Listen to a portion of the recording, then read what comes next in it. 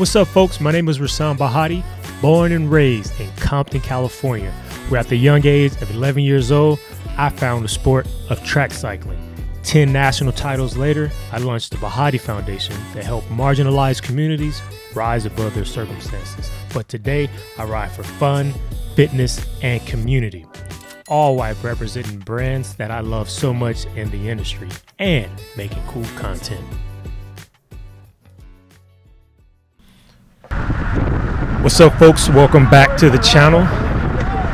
This is Manhattan Beach Grand Prix in beautiful Manhattan Beach, California. One of my favorite races of all time, and we're gonna jump right into it. It wasn't really much going on. I pulled a move out of my bag of tricks from early to mid 2000s, where I would just sit in the very back for at least a third of the race, because typically a breakaway on this course does not get away. So yeah, I rode shotgun, literally last wheel, about an hour of the 90-minute race, and I used the next 15 minutes from 1 hour to 1 hour 15 minutes, so the first 75 minutes in, to meticulously, I should say methodically, start moving my way towards the front. And I did it that way so I can use the race to open up, because now my body just thinks I'm on a hard group ride, because I haven't done any efforts. I haven't gone for any preems. I haven't closed any gaps.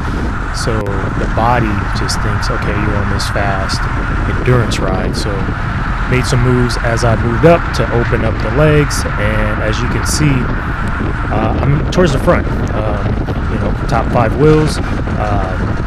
Keep in mind, I have 5 races in my legs across 2 states. I had a team race in Indiana. It was extremely hot. We had some success. I shit the bed in our last race. We made the break. I made the break. I had 3 teammates. I should have won that race, and I ended up miscalculating the sprint and also miscalculating the guy who won. He had a good turn of speed towards the end, and I didn't catch him, and he smoked me. I got second.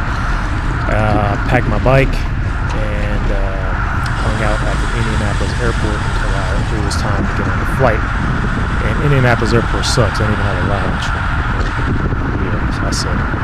So yeah, here we go, man. I'm just, it's funny. I did this a couple years ago where I got 4th in the pro race after, racing the Masters for the last several years. And then you get in there, you think, man, I know for me, I'm like, what am I doing? It's hectic. People are quacking. People are smashing bars. People are bumping, grabbing brakes. But then when you're in there, you're in there. It's like, nothing you can do now. So you kind of get into this habit of just, at least for me, once I'm in there, I go for it. So it was a decent start to the closing laps. I'll tell you right now how many laps to go. I think we're going to be looking at 4 laps to go. Let's see.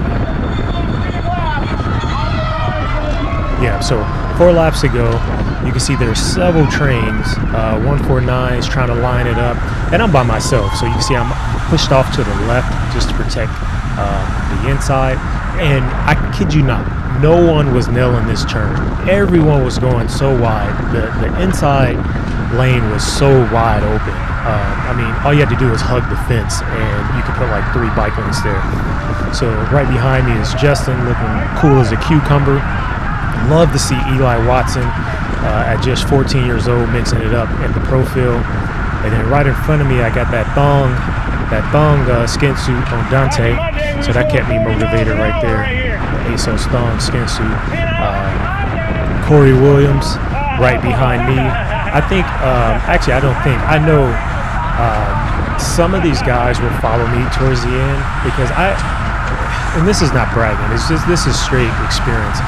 I do all the small things right to stay in the front. I may not be the strongest, the fastest, but I'm pedaling as less as I can.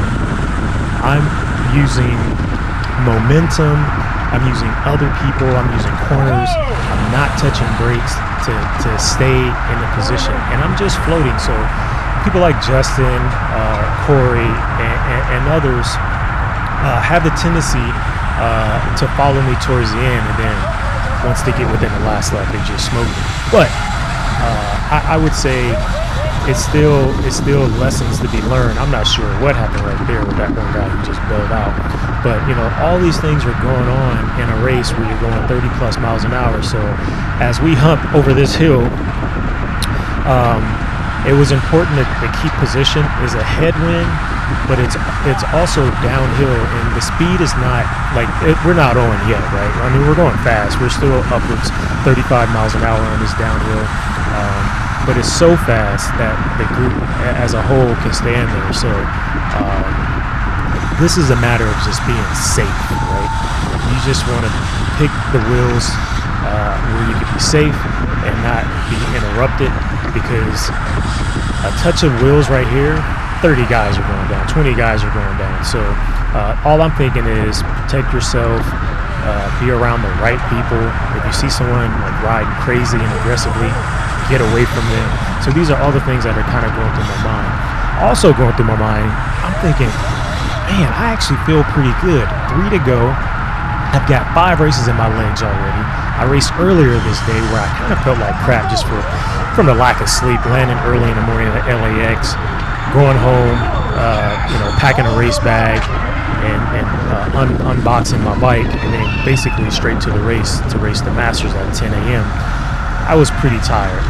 So again, you can see how I went from like 10 guys back to second wheel, and right now I'm just kind of easing up. I actually need these guys to be in front of me. I don't want to be this far forward, so I'm easing up, allowing Blazers to get back to the front. They are the team that's going to be doing the lead out, and there's Iman. Iman has a good some good closing speed, and so I'm surrounded by all the guys that can win the race, and that was 3 laps to go. So we're going to progressively get faster and faster. This part right here is a little uphill. You can see Corey out of the saddle kind of digging over. I try to save those efforts for out of the saddle, and this is to each his own, right? I try to save those out of the saddle efforts for those closing, like last desperate moments. It is proven that you're more efficient in the saddle and you save more energy. So every time you have to stand up, you're actually using more energy. But Corey's young, he's really good. He's got all the energy in the world. I'm sure I used to stand up a lot too, but as you get older, you have to learn how to adapt. And that's what I've been doing. So I'm spinning up certain parts, I'm pushing a bigger gear up certain parts. And at this time in the race, there's no spinning. You got to put it in the big bag. It's for me, it's 53.11. So I'm taking the outside route right here, and in my head, I'm already telling myself in the closing laps, the last like 2 times or 1 time in this corner, you cannot take the outside, because if someone slides out, they slide right into you, and the race is over. So I fought so hard to get to this point, going into 2 laps to go. It's like you have to start thinking ahead about where you're going to be in certain turns, and make sure you set yourself up before that turn so you have a better chance of making it to the finish. So as you can tell from the previous lap to this lap, we're a little more faster. We're not as fanned out. You can look kind of past Justin and see where the balloon starts, but that's like 30 guys back. So things are getting good right now. And I'm telling you, man, I wish I had my metrics up, because I felt so good right here. I was like, dude, I may be able to give these guys a run for their money. So I'm in there and just trying to stay relaxed. Amma's barely breathing. That's Amma with the feed helmet on. Still surrounded by Justin. And I'm right where I want to be. I got Miami Blazers. I got the Austin Outlaws with Justin following me. I mean, it's almost like that's like we're all one team, right? If I could just stay in there. So this is 2 to go. And now watch, this move was pivotal for me. I had to make a push, which used a little energy. Justin pushed that guy away. And once again, I did the same move on this lap that I did on the previous lap. And you can see Iman had to scrub a little bit of brake and bump Begoyan, but it's all good. The speeds are so high, he didn't lose a lot of position. So that's what it's all about, right?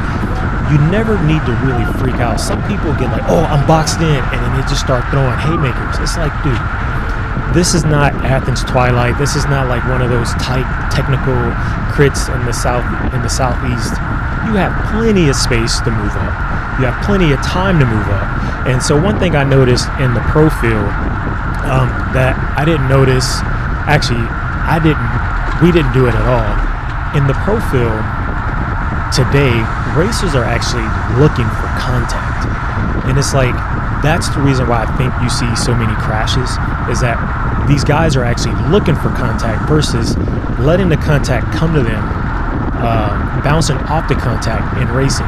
When you're looking for trouble, you find trouble. So it's like people are throwing elbows and hooks for no reason. It's like there's a time where your two bodies will come together because you're in a tight pack going 30, 40 miles an hour.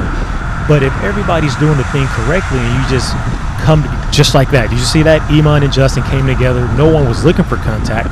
Just the nature of it, they came together, bounced right off without a big deal, and they go about their business.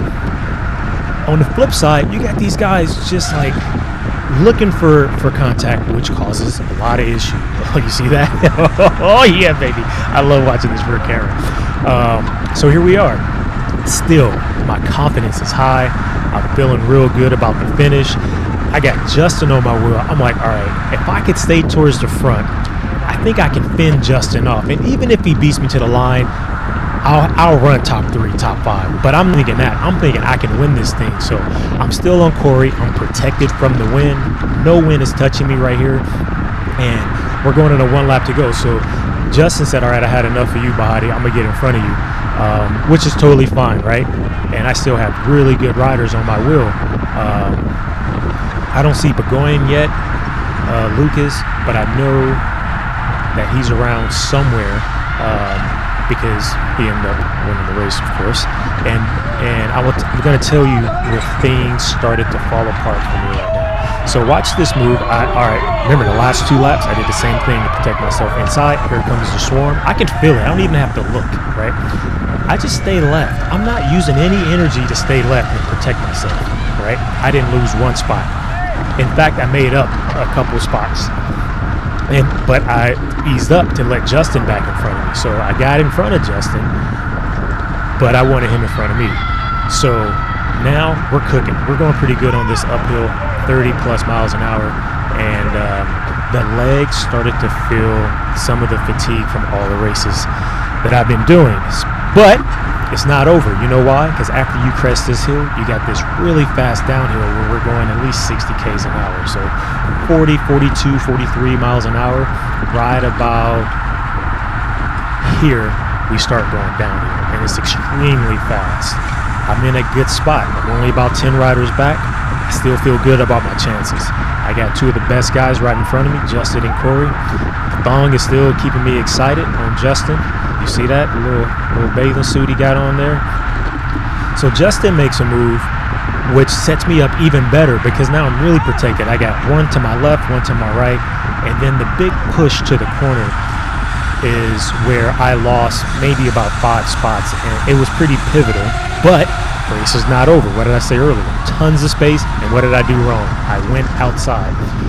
So I went outside, and now I'm starting to question myself. We have this little riser right here, which I pushed over, and I can't lie. It hurt me. I was like, oh, okay, this hurt. Get in there. So I get in there. I'm still not thinking this thing is over, right? 15 guys back, really long sprint. The first 10 guys are not even going to count. They're going to blow up, right? So I'm in there. We had a hesitation. If you look in my front camera, the hesitation, right? It's starting to balloon. As it starts to balloon, I thought I had a chance because we were slowing down.